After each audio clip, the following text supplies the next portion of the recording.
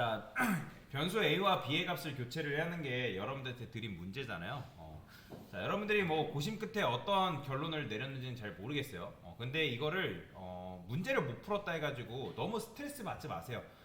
프로그래밍 언어라는 거는 여러분들이 스트레스를 받는다 해가지고 실력이 막 성장하는 것도 아니고요. 그렇기 때문에 너무 스트레스 받지 말고 지금은 내가 이 낯선 프로그래밍 언어, 특히 이 C 언어라는 녀석과 좀 친숙해지는 시간을 갖는다라고 생각을 하시면 좀 좋을 것 같아요. 자, 그래서 뭐 당연히 뭐 좀 요 문제랑 친해지기는 쉽지 않겠지만 그래도 좀 더 그런 부분을 접근하려고 노력을 해보세요. 자, 지금 변수가 있죠. 그러면 우리가 변수의 값을 교체를 해달라는 게 여러분들한테 드린 문제인데, 우리가 지금 int a라는 변수가 있고 그 다음에 int b라는 변수가 있어요. 각각의 변수에는 20과 40이라는 값이 들어가 있는데 여기서 출력을 하라고 하니까 40과 20이 출력되게 만들어 달래요. 그러니까 당연히 여러분들이 F5 누르게 되면 당연히 20과 40이 나오는 게 정상이에요. 근데 이 수정 가능 지역에서 여러분들이 뭔가를 조작을 하게 되면, 즉 변수에다가 뭔가를 건들게 되면 여러분들이 A는 40, A는 20이 출력되는 걸 볼 수 있어요. 아까 그리고 제가 아까 왔을 때 그거 정답 맞습니다. 첫 번째. 제가 죄송해요. 잘못 말씀드렸어요. 잘하신 거예요. 자, 그러면 요건 어떻게 하면 되냐? 그래요. 죄송해요. 다시 정정할게요. 정답이 아니에요. 네. 자, 어떻게 하냐면, 자, int a에다가 여기다 40 넣는 분들 계시거든요? 이러면 안 됩니다. 제가 여러분들한테 변수의 특징 중에 변수는 뭐가 불가능하다? 중복 선언이 불가능하다라고 말씀을 드렸죠. 중복 선언이 불가능하다. 자, 이거는 지금 여러분들이 int a라는 변수가 있는데 여기다가 여러분들 중복 선언한 거예요. 그럼 컴퓨터 입장에서 뭐라고 하는 거예요? 야, 너가 쓰려고 하는 a가 요 10번째 라인에서 말하는 요 int a를 말하는 거야? 아니면 16번째 라인에서 네가 쓴 int a를 말하는 거야? 야, 나는 모르니까 정확하게 코드를 써 라고 컴퓨터가 경고합니다. 자, 그러면 제가 변수의 중복 선언은 안 되지만 변수에 뭐가 가능하다? 재활용은 가능하다 말씀드렸잖아요. 재활용. 자, 이게 뭐예요? 기존에 있는 int a라는 변수를 재활용한 거죠. 그렇죠? 그러면 이건 어떻게 된다? a라는 변수에, 즉 a의 변수에는 값을 제가 하나밖에 넣지 못한다 했잖아요. 그러면 a라는 변수에 지금 20과 40이 동시에 들어있는 게 아니라 여러분들이 16번째 라인에서 a라는 변수를 재활용하는 순간 어떻게 된다? 이 20이라는 값은 실제로 날아가요. 변수라는 녀석은 아주 지조 없는 녀석이라 생각하시면 돼요. 처음에 20이라는 값과 짝짝꿍하면서 친하게 지내다가 40이라는 값이 딱 날라오니까 20과 뭐 하는 거예요? 우리가 여러분들 손절한다는 말 아시죠? 손절한 거예요, 손절. 그렇기 때문에 손절하고 A는 40이라는 값과 친하게 지내게 되는 거죠. 지조 없는 녀석이에요. 자, 그래서 실행해보면 어떻게 나오냐면 A가 어떻게 나온다? 40이 나오는 거예요. 자, 그러면 변수의 재활용을 이용해서 B도 어떻게 하면 된다? 이렇게 써주면 되겠죠. 이게 정답입니다. 이게. 첫 번째 문제는 요게 정답이다. 재활용을 할 수 있냐 없냐. 자, 그러면 그 다음 문제 한번 풀어볼게요. 자, 그 다음 문제는 어떻게 풀 수 있을까요? 아까 변수를 재활용하는 것처럼 여러분들이 40 넣고 B에다가 20 넣고 하면 사실 문제를 풀 수는 있어요. 그죠? 할 수는 있단 말이에요. 근데, 자, 이런 식으로 할 수는 있지만 제가 조건을 걸었죠? 숫자, 사칙연산 사용하지 말래요. 그래요. 사칙연산은 안 배웠다 치지 마. 칩시다. 근데 지금 보면 숫자 사용했잖아요. 근데 이거 쓰지 말래요. 그렇기 때문에 얘는 탈락이죠, 자연스럽게.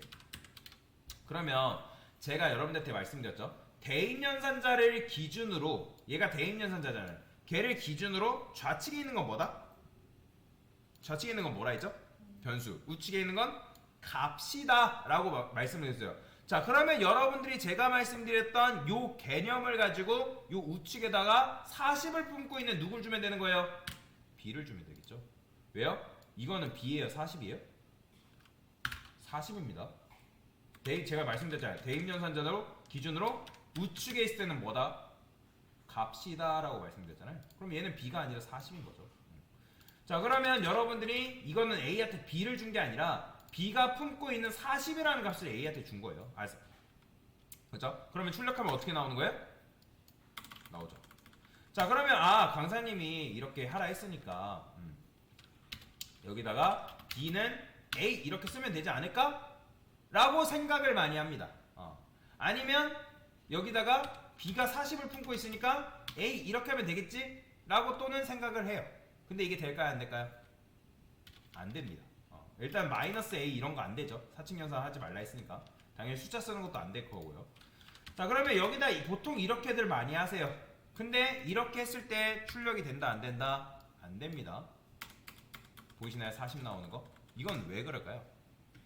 자, 이거는 여러분들이 이렇게 나왔을 때 왜 그런지를 여러분들 알고 넘어가셔야 됩니다. 그냥 단순히 40, 40 나오네 하고 끝나는 게 아니라 그럼 왜 도대체 40이라는 게 나올까? 여러분들이 프로그램 실력을 높이는 방법은 문제를 많이 푸는 것도 있지만 퀘스천 마크 왜라는 질문을 끊임없이 던졌을 때 여러분들의 문제 해결 능력이 증가가 됩니다. 자, 그러면 왜 그럴까? 지금 우리가 A라는 변수에다가 뭘 집어넣어 준 거예요? 이거 B예요? 40이에요? 40이잖아요. 그죠? 그러면 A는 지금 16번째 라인에서 어떤 값을 품고 있는 거예요? 40을 품고 있는 거잖아요. 그러면 지금 A는 변수 재활용 법칙에 의해서 지금 어떤 값이 들어가 있는 상태다? 40이라는 값이 지금 할당되어 있는 상태다. 자, 그럼 얘는 A예요? 40이에요? 40이에요. 그러면 도대체 여기서 어떻게 하냐 이거예요. 어떻게 하냐. 자, 여러분들이 보통 중요하다고 생각하는 데이터가 있어요. 그쵸?